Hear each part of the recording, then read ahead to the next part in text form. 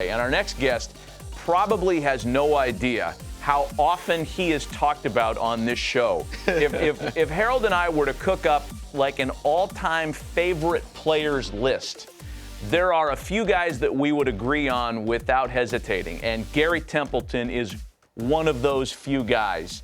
First ever switch hitter to collect 100 hits from both sides of the plate in a single season.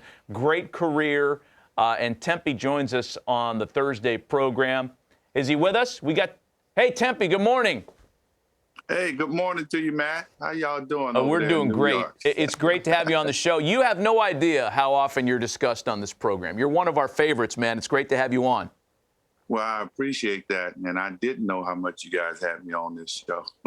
Well, we see you now. Garry Templeton, what's going on, man? Good to see you. Harold, how you doing, Harold? I talk to your brother all the time. I guess you know that, Oh, right? yeah, he loves you, man. Just something special. Hey, I want to ask you, 100 hits from both sides of the plate, a 200-hit season. When did you start switch hitting and evolved into that kind of hitter? Well, I started switch hitting when I signed with the Cardinals because I could run so fast. The first day I went into camp in St. Petersburg, they told me to bat left-handed. You know, I was a straight right-handed hitter, and so they made me start hitting left-handed, and I had to do it every day for, I don't know, a couple of years.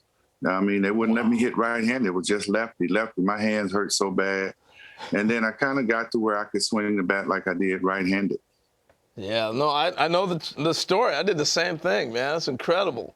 I just think that's one of the most amazing accomplishments. But Matt's got another question with you since we got you for a little bit. Yeah, I want to get into some fun stuff here, man, because we could talk all about the trade, your time in St. Louis, the things that people know about your career. But I've always heard from guys that you played with in San Diego in the 80s, Tempe, that you used to get on the bus driver and you were one of the best bench jockeys in the National League. Give us a little insight into when you would get to heckling and when you would ride people.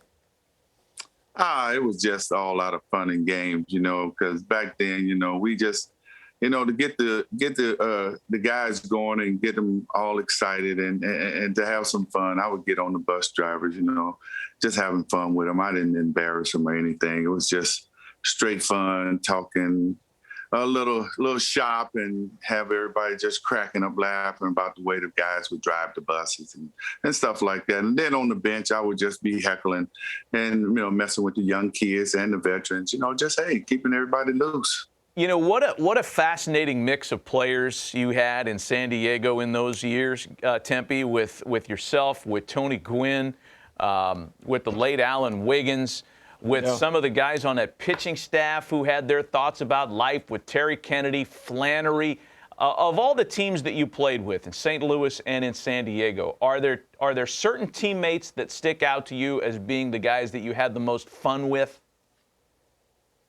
Well, you know, I had fun with, you know, all the guys that were my teammates because I got along with everybody. I mean, you know, I kind of mixed with, it didn't matter, you know, their religion or what. I mixed with everybody, and I think that's why I got the respect from a lot of my teammates because, you know, I had fun with. I don't care who it was. I mean, Wiggins, me and Tony Gwynn had fun. Goose Gossett, Nettles, McReynolds. You know, I kind of just blended in with everybody. That's the way I was, you know, and you know, grew up and you know, you treated everybody the way that you wanted to be treated. So I had fun with everybody. I didn't care. I don't know. Favorite teammate, I couldn't really say. If I would say somebody I hung out with most of my career, it would have been Ed Whitson. Me and Ed Whitson, we hung out after games and talked baseball, pitching, and what would happen in that situation. I spent more time with Ed Whitson than I did with anybody else. Matt's eyes just like lit up like, Ed Whitson, because what? You know what, Tempe? We always see the video of Eddie Lee Whitson with his shirt off when he was losing his mind when you guys had that brawl with the Braves in '84. Yeah, I mean, you know, that was Eddie. Eddie protected his teammates. I mean, you know, Dick Williams told him, hey, you know, to hit him. And Eddie went out there and threw at him 4 times, and Pasquale took off running. He was running to the backstop, and Eddie couldn't hit him. That's the only reason why he missed him.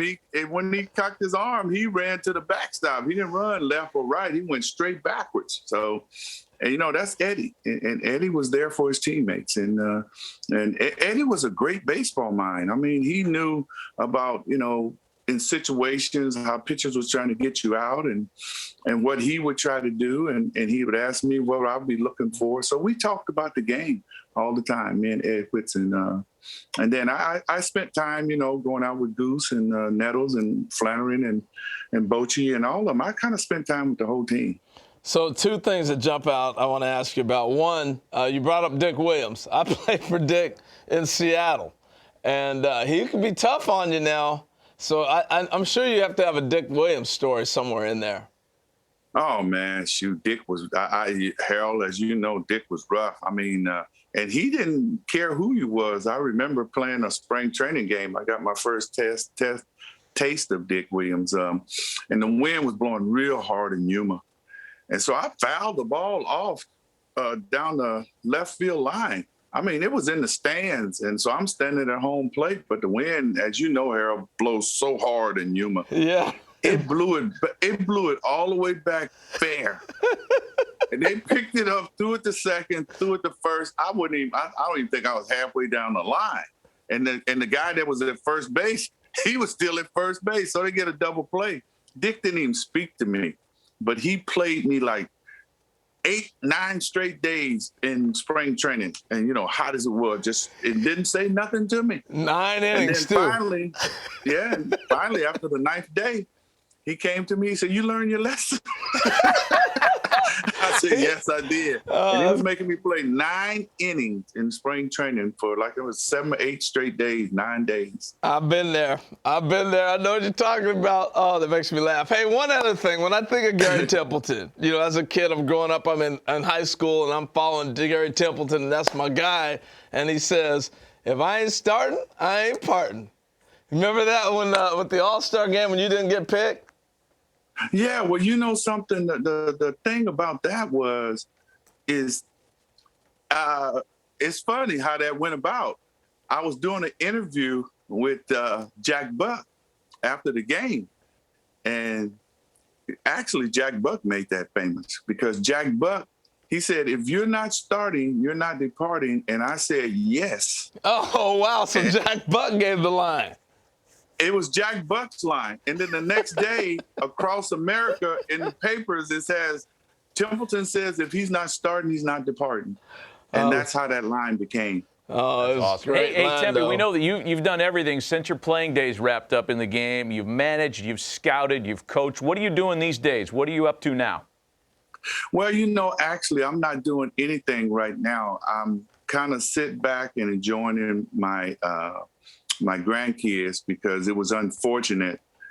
3 years ago, after 40 years of marriage, I lost my wife to cancer. So I'm just kind of, just enjoying life now, with the grandkids, because, when you're with somebody for 45 years, married 40, and it's been kind of rough, but having grandkids around and family has helped me out a lot. So I'm just kicking it around, enjoying my grandkids now. We're happy to hear that. We're happy to hear that you're enjoying life because we sure enjoyed your career, man. And we enjoyed the last few minutes on the phone with you. Don't be a stranger. We'd love to have you around here doing stuff with us every once in a while. Thanks for the time.